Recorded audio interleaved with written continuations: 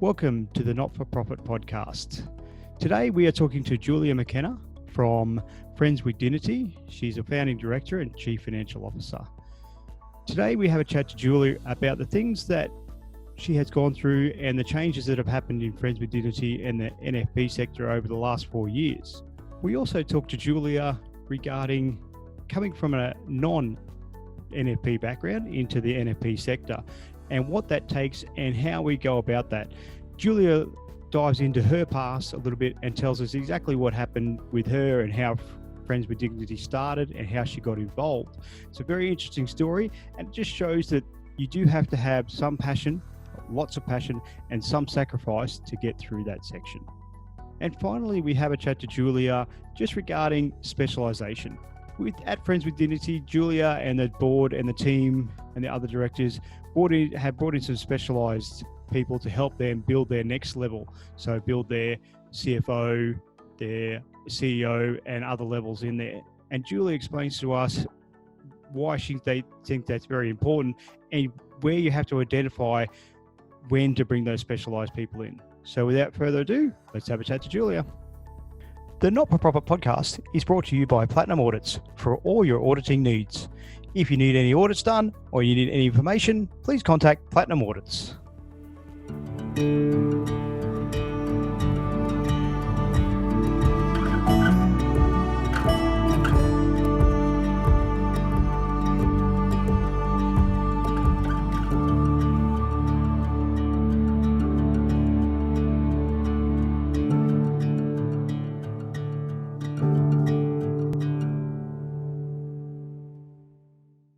Welcome to the Not-for-Profit Podcast. My name is Matt Williams, and today we are talking with Julia Mckenna from Friends with Dignity, one of the founding directors. Welcome, Julia.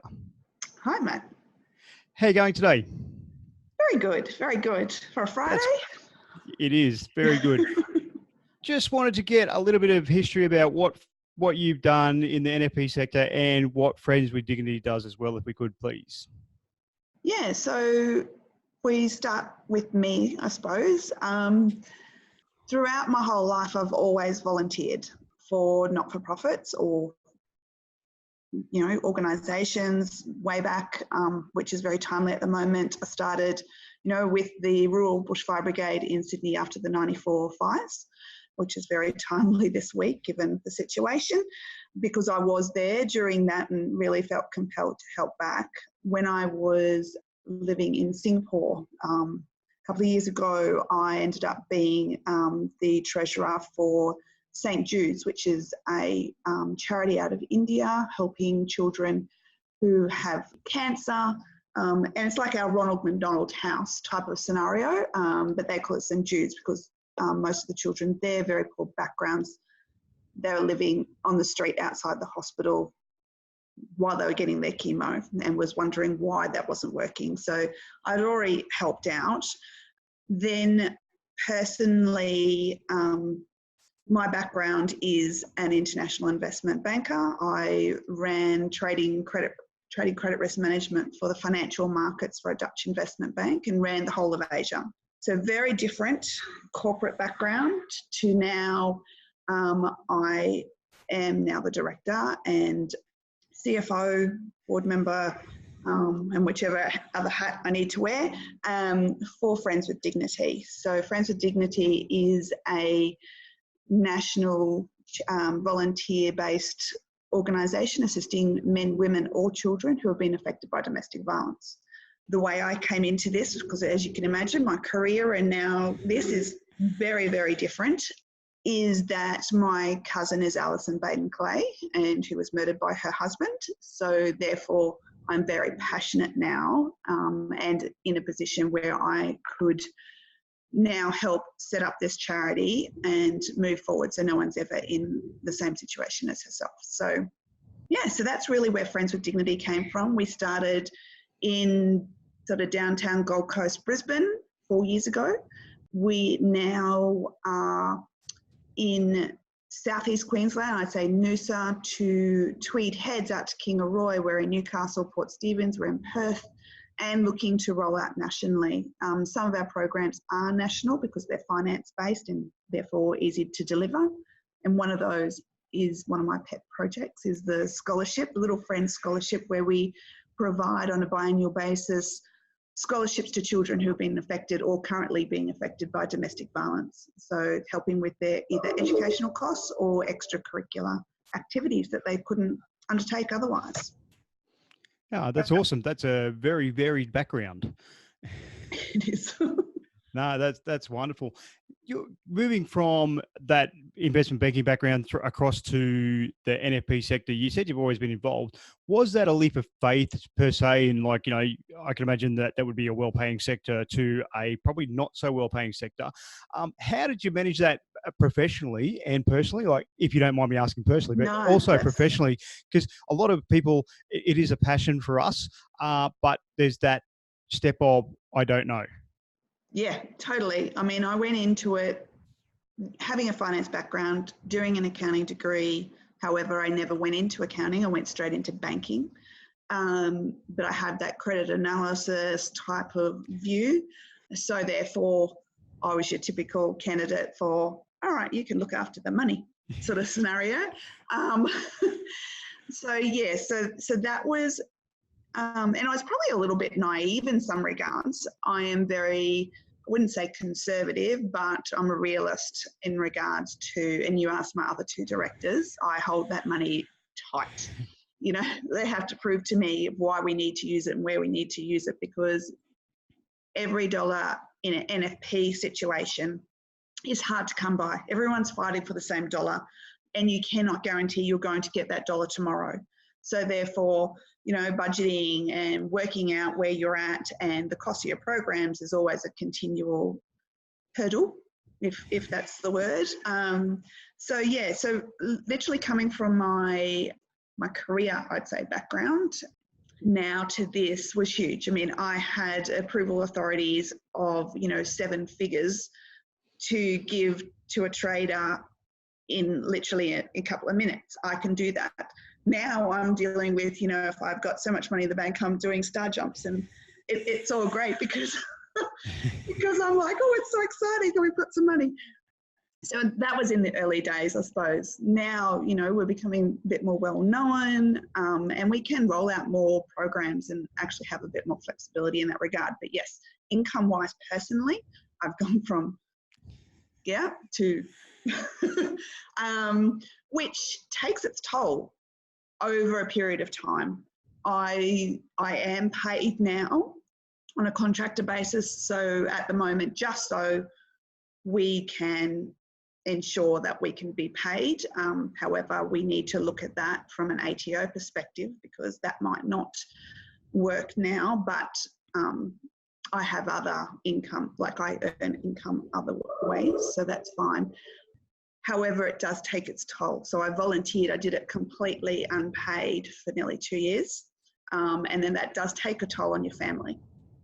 Especially when you have young children going to high school, and like I am now. So, but yeah, it is what it is. It is a passion for me. It needs to be. It needs to be a passion if you're in this field, because it's not a 9 to 5, Monday to Friday job. And it does, it might be a passion of you, but is it a passion of your families? So that's also got to be taken into consideration. Absolutely. There's some good points there. Thank you very much for that. I appreciate it. So, and to get that personal perspective as well. In your current role, as you mentioned, there's a few there, you're founding director, CFO, board member. What's the hardest role as a director in your position, and taking those other roles into consideration? What's the hardest thing, and how do you overcome that? Like, obviously you said you wear many hats. I would consider that would probably be the hardest thing. Is that the hardest job? No, not. I mean, yes and no. I'm used to, from my career, like, to make decisions that are very quick. Take in as much information as you can, make that decision, and then run with it, basically. So in that regard, I'm used to things changing and you're moving and priorities. However, in saying that, I had a very big team behind me when I was working in, say, investment banking, so that other things could happen when I'm making those decisions. When you are in a startup NFP, and as you grow, And especially because you're dealing with volunteers who may not be able to give the time. And our charity has gone from being a very small charity to now being, given Australian Charity of the Year award last year, and having Rosie Batty as an ambassador. And we've grown so fast and so quickly. We didn't have that next layer to help us. So between the three directors, we've been carrying everything. So we've finally got to the stage where we're at tipping point, because we're taking that next step into being a larger charity, that we're bringing in now that leadership team to really take on the individual roles. Because to give you an idea, in my day, I could be finance manager, accounts manager, warehouse logistics, storage, grants, scholarships, volunteer management, you name it. It all happens in a day, and so you just roll with it, I suppose. And I enjoy that, being able to change and think about different things. It's just the doing bit then slows down because there's not that many people doing it. But we are changing that, and that's the hurdle we've got to now, is bringing in that next layer who are passionate enough to be able to volunteer. Because we're going national and there's a national expansion, it's actually getting that layer in and going, are you comfortable with taking on, these types of roles? We'll bring in people underneath you also to help you. But yeah, it's sort of interesting. Oh, that's awesome. When you mentioned there, the three directors are doing all the work and they're doing everything together. You reached that tipping point. How did you identify that tipping point where you needed that next layer? How is it time wise? Is it there's just too much? Is it strain on the family? Is it a factor of everything to identify? It's a combination of all that, especially when you're starting with messages at 5:30, 6 o'clock in the morning. You're finishing messages at 10 or 11 o'clock at night. One of us has really young children. I'd say, your primary to middle school level, and then the other director's got high school, university type things. So it's just, when it's day in, day out, 7 days a week, now 4 years in, it's that constant thing where we recognise we just can't, and the demands on us are so large now. So we've been very fortunate that we've been able to bring people in gradually.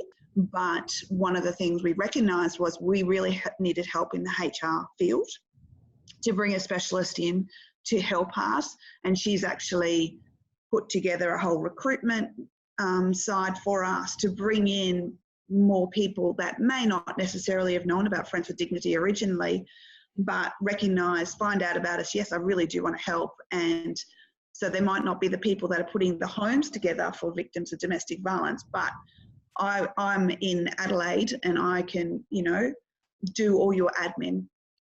I'm like, well, that's fantastic. I've got somebody in Kalgoorlie that, sure, you can start doing, accounts management or the like.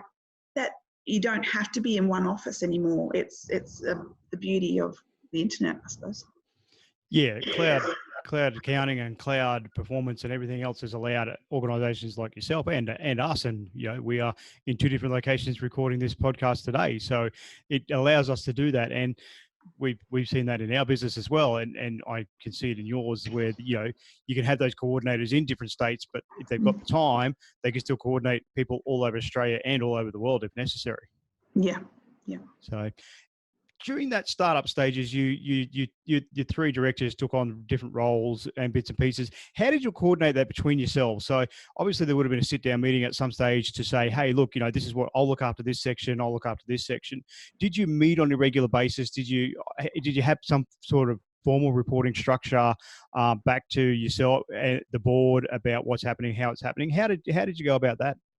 Yeah, so basically we recognised what our strengths were, and really tailored it to those sort of sectors of the business. So there's, of course, some things in there that we had no idea about and we just had to wing it and figure it out as we went. Namely, logistics, warehouse and storage for me was a big leap, when we're talking about trucks and stuff like that. Yep. But anyway, so we sort of broke up the business into that. We, as you would know through our relationship before, one of my main things was, we were a startup, but I wanted to do things right. So we got audited from day one to make sure that we were doing things right. I didn't want to get to the level of 250,000 income and the ACNC basically say, you've done it all wrong. You know, what the hell are you doing as a charity? So I really wanted to do it right from the start. In that, so the three of us met either Zoom call or phone call, Skype, whatever it was in the early days. I think we only Zoomed in the last probably 18 months. It was Skype before that, at least once a week. But we were on a messenger thread, so no decision was made without the three of us agreeing, which was pretty constant in those days. Anybody who ever needs to go back through our messenger thread would be just going, oh my God, do your head in. Yeah, and then of course we had the board. So then we would report to the board on a quarterly basis and physically meet at that time. Now that we have office for the first time, like in our warehouse, we actually have office space in it. So we meet once a week face-to-face because everything is moving so fast. We need to have that sit down and go through what each is working on at the moment. So we know where things are at across the board because we work very collaboratively, the three of us. There's really nothing that I do that the other two don't know and vice versa. So basically that's sort of how it worked. It needed that communication, that level of communication between the three of us.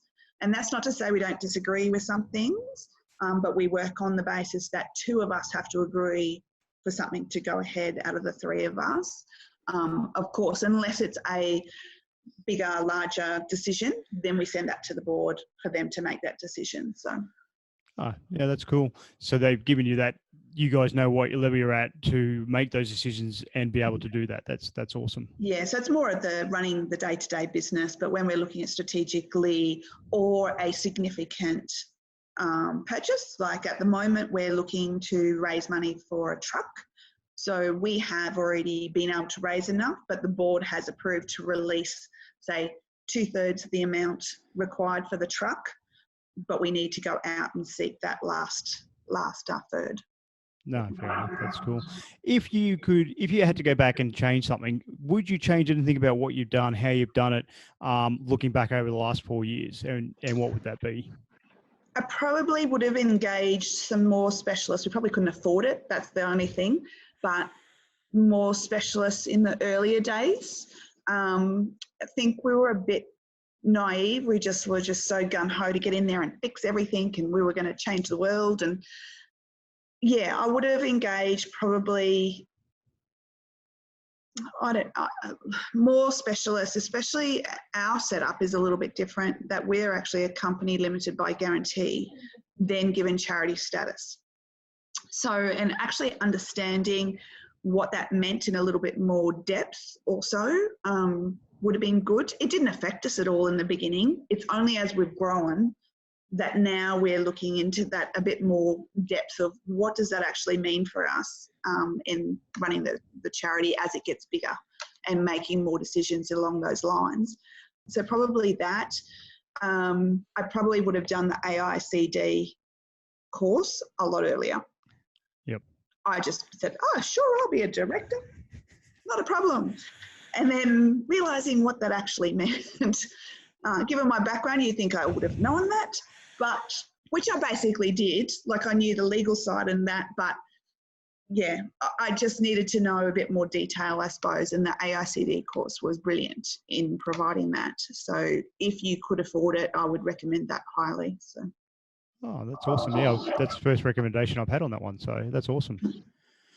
So if you had to go back and give yourself 2 pieces of advice, would those be it, or would there be something else? So like if you could go back even 5-10 years and give yourself 2 pieces of advice out of what you know now about Friends with Dignity, what would that be? I did the AICD course earlier. Fair enough. But And then this is another one, is think strategically about who you have on your board. When we started, we were a bit more like, okay, the three of us were like, well, okay, we're setting the charity up, we're running the charity, we know what we're doing, you know. We didn't think national at that time. We didn't think, you know, it was going to take off as much as it has. So we sort of got people on the board just to basically cover seats, really, to start with. It was a bit mixed, definitely, and some have come and gone. But as we've grown, your board is so much more than that. And it needs to be providing you, especially as a C-level, you know, executive or whatever you want to call it, it's providing you knowledge and experience that maybe you don't have, and they can fill gaps, especially. Yeah, I would definitely be thinking more strategically on your board. But in saying that, when you're a startup, it's only who you know or who your network can attract. Whereas we're now in a position, because we're, you know, looking at to recruit for our board, that we've got a bit more of a national presence and can put it out there and can have a proven entity to say, this is what we do, this is what we've achieved. You know, these are the skills we want to have on our board. Would you like to join? And I'm being told that, you know, we hopefully will attract a lot different type of applications for that compared to if we were a startup and going, you know, come on board, you know. Yeah, that's when there's no media around that, because I look at from the Alison Baden Clay Foundation, it's a different kettle of fish because it was a very public national type of scenario, so they could attract different sort of backgrounds in that regard. But as a startup, it has to evolve, and that's just the way. But yeah, I would have thought a bit more strategically at the beginning if I could have. No, definitely. That's great. Well, we're just about out of time. I really thank you so much for today. If people want to get into contact with you, how would they go about doing that? They can visit our website, friendsfordignity.org.au. We're on Facebook, or just email, messenger, any of those sort of things. Yeah, by all means, contact me. Be happy to answer some questions. Excellent. Thank you again for your time today, and we'll chat soon. Great. Thanks, Matt.